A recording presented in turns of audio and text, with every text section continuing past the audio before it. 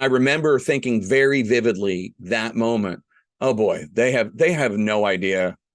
They have no idea what they're dealing with here. And this is the Tasmanian devil, Donald Trump, in terms of the energy and the uniqueness and the just nobody had ever seen anything like it before. He was already number one in the polls. Right.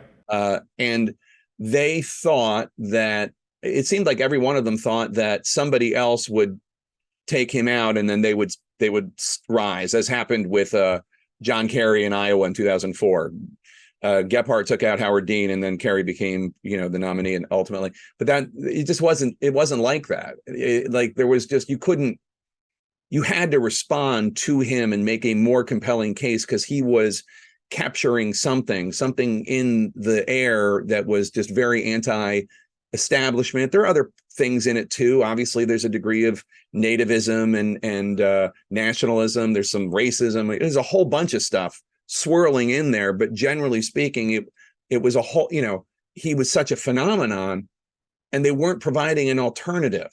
Yeah. In any way, they weren't providing an alternate case. And I was just like, yeah, they don't know what they're doing. I can't help thinking that they couldn't compete with the performance, and that's still a problem for everybody who tries to go against Trump. Yeah, I mean, performatively, there is no one else like that other than maybe Chris Christie.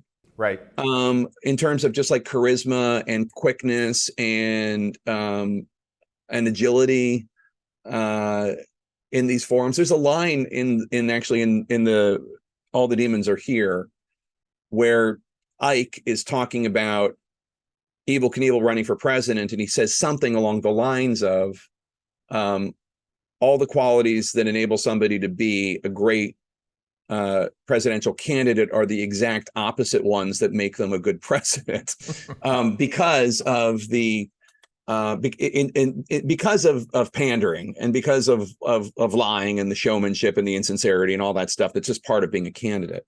But yeah, he has it.